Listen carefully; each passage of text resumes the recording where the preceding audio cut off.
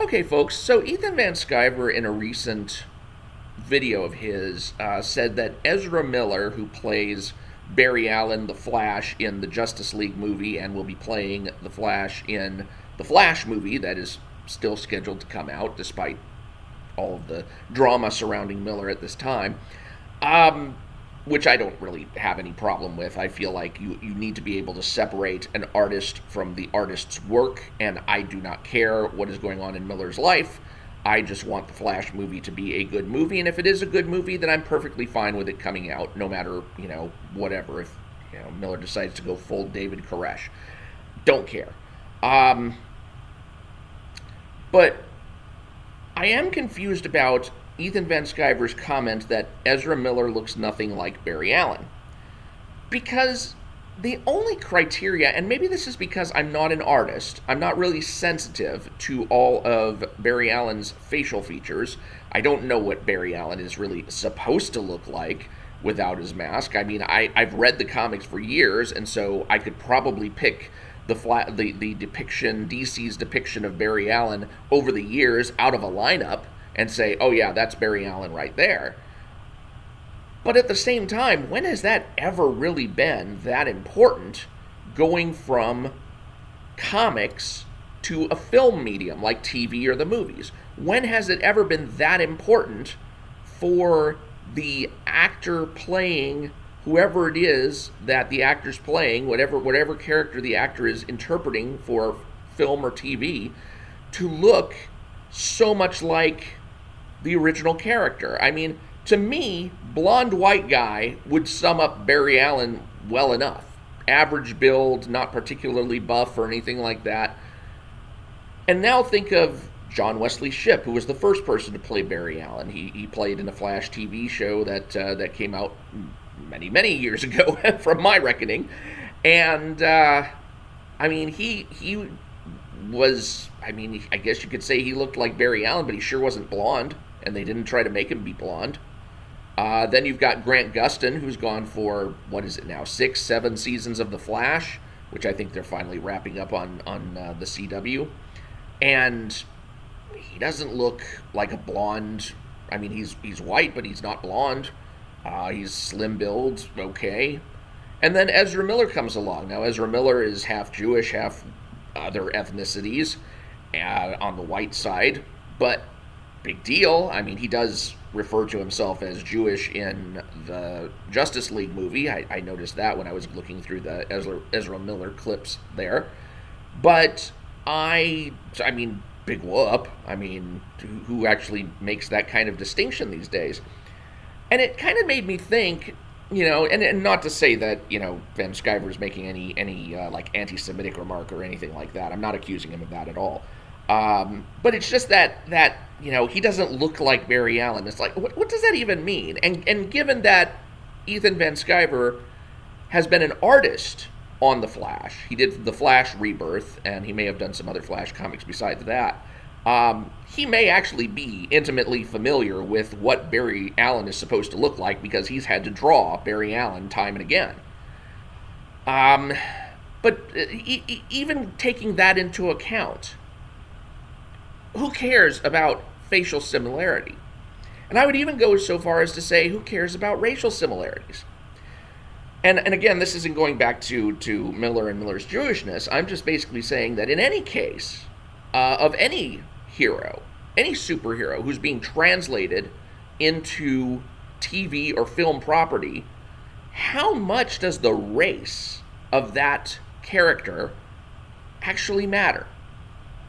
I don't think there are very many characters where race really would matter. For example, Superman. Did you know that one of the actors who's played Superman is 1/4 Japanese? Well, I mean, what does a Kryptonian look like? And yet, Dean Cain, who played Superman in the seasons of Lois and Clark on TV, was an excellent Superman. I mean, he really captured the role. He was the last person, I would say, since Tyler Hoechlin, who is now playing Superman in Superman and Lois, to have really captured Superman, the character. And I mean, what difference did that make? That he was one quarter Asian, basically. Now you had this other property from DC. There was a Supergirl movie that was supposed to come out that had a black-haired Latina Superwoman. Okay, no, it was Supergirl. Sorry, Supergirl. Now, granted, Kara Zor-El has always been a blonde-haired white girl in the comics, pretty much. But again, what does it really matter? We're talking about a Kryptonian. We're talking about Superman's cousin. How much does that really matter? Now, I will say that there are comic book characters where it necessarily matters. I don't think you could make a, white or black or Latina Kamala Khan to play Ms. Marvel. Ms. Marvel was deliberately conceived as a Pakistani Muslim kid. But there are other characters where I look at their race and I say, I could probably deal with somebody of any particular persuasion. Why not a black Clark Kent? Are there no black farmers in Kansas? I would think there are. What about a black Bruce Wayne? I mean, maybe back in the 30s there were no black billionaires, but today we've got Oprah. Why would we not posit there be another family of billionaires who is black? Aquaman, who cares what Aquaman looks like? I mean, we're now, speaking of the Marvel side, you're looking at Prince Namor, who's played by somebody who is of more of a Hispanic descent, if I'm not mistaken, or maybe it's Filipino. I don't know. I should have looked that up. I'm just kind of pulling that in like right off the cuff. Doesn't really have the same look as Namor, but at the same time, does he really need to? There was some controversy about the idea that perhaps in the next X-Men reboot, Professor X and Magneto would be rebooted as black. The reason being is that there is some kind of thought that, and I don't know if this is actually true from the beginning, that Stan Lee had this in mind, but that Professor Xavier was kind of patterned after Martin Luther King Jr., and you had Magneto, who was patterned after Malcolm X. I'm not exactly sure that that was actually true from the beginning, but it kind of took hold after a while to think that that's why those characters are the way they are, why Magneto is the more militant of the two, whereas Xavier is the one seeking more of a peaceful reconciliation between humanity and mutant kind. So if they were turned into black characters, would that necessarily matter? Now, I know that there are some people who would be freaking out about the fact that Magneto would no longer be Jewish. Okay, but, I mean, how long did it take to establish that in the character in the first place? I think that was several years before that actually entered the thing, which is the same for the character of Moon Knight. I mean, everybody's like, I've seen so much smoke blown around Moon Knight saying, oh, this series didn't go nearly as much into his Jewishness as it needed to. It's like, yeah, neither did his own comic for the first 30-something issues. Don't act like that was essential to the character. Now, maybe they made it a big factor of the character later on, but it wasn't there from the beginning. I can tell you that with authority because I own the first 3 Moon Knight Epic collections now, and it ain't in there until like the last couple of issues of his first own series. Wonder Woman, what's to stop her from being blonde or a redhead? I mean, does she have to have black hair? Does she have to look like a Gal Gadot? I mean, there's so many different characters out there, and the only ones who you think couldn't be changed are the ones that were kind of deliberately created for their race's sake. Like, you wouldn't want to see on screen a white Jon Stewart. You wouldn't want to see that because Jon Stewart was pretty much created to be a black Green Lantern. I mean, that was like the point of his character at first. Now, I don't know if that's so essential to his character, having moved on from those early days in the 70s, whenever it was he was introduced, that it's really necessary for that now. But I do know that people are familiar enough with Jon Stewart to know that, hey, that's a black character, and there's no reason to change him into anything otherwise. Now, on the other hand, you've got more obscure characters like Booster Gold. Booster Gold, white guy with blonde hair, but on screen in Legends of Tomorrow, he's played by a black guy. Okay, not really a huge thing because the race of the character is not anything pertinent to the character himself. But that's true of so many DC characters. That's true of so many Marvel characters. In fact, I ran a poll just recently on Twitter where I asked people, I said, at the end of Secret Wars, which was this big crossover where Marvel pretty much wiped out its entire Marvel universe and then reconstituted it, excuse me, you had these two Spider-Man characters. You had Peter Parker and you had Miles Morales. Now, Peter Parker is the mainstream Spider-Man, and then there's Miles Morales, who is the ultimate Marvel Universe Spider-Man. And these are two separate universes. And one of the things that I asked was, what should they have done at the end of Secret Wars? Should they have done what they actually did, which was to keep both characters? So now there are actually two characters in the Marvel Universe using the name Spider-Man. You've got Peter Parker and you've got Miles Morales. Peter Parker being white, Miles Morales being black.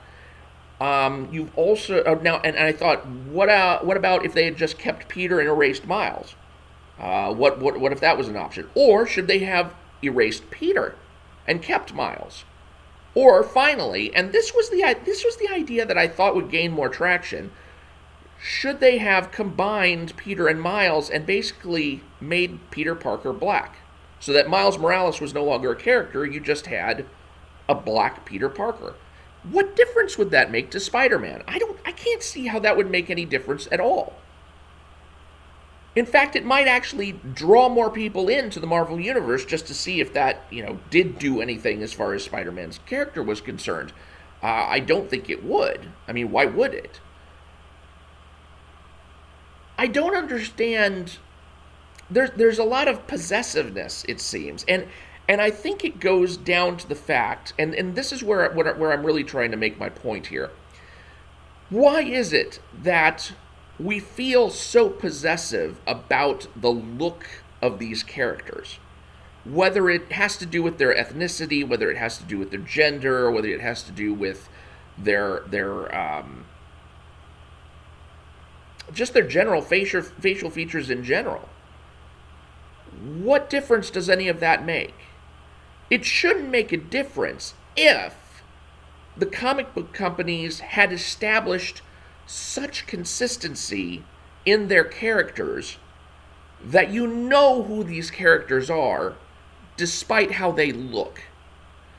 If DC and Marvel were able to give you a consistent Peter Parker, a consistent Captain America, a consistent Superman, a consistent Batman, a consistent Hulk, and not have them change all over the place where you don't know based on who's portraying whom what these characters are actually going to act like. Because I can tell you, I've seen all the Spider-Man movies, and the Tobey Maguire Spider-Man acts nothing like the Andrew Garfield Spider-Man, and the Andrew Garfield Spider-Man and the Tobey Maguire Spider-Mans both act nothing like the Tom Holland Spider-Man.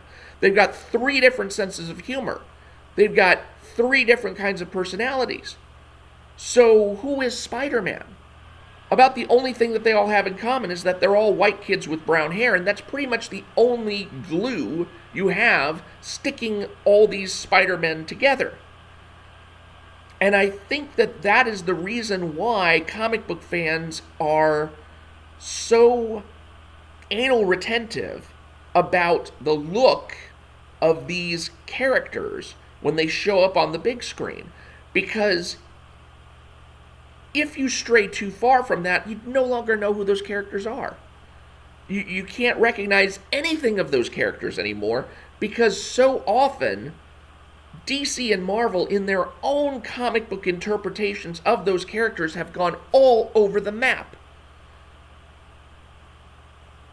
And I think this really speaks to a failing of the big two to get a hold of their intellectual property and say, look, Peter Parker is like this. He's this kind of person. Bruce Banner is like this. He's like this kind of person. Thor is like this. And on the DC side, Superman, he's like this. Batman, he's like this. You can recognize them not necessarily so much by their looks, but you understand their character. You understand their personality. And I think that's something that is largely gone from both Marvel and DC at this point, where there's just way, way too much variance among all the various interpretations of Spider-Man and all these other major characters, such that it's gotten to the point where the actual look of the characters is all that we've got. It's all that we've got left. And so, yeah, we wind up feeling possessive about that because we don't want to lose the last touchstone, which is that superficial appearance, which is the part that should matter the least. That has become the part that matters most to us just because there's nothing left of these characters' interiors to really inspire us. That's my opinion anyway. And I think that's all I got to say on the matter. I'm Mike Partika. Thank you for watching. Please do subscribe if you haven't already, and I will talk to you later.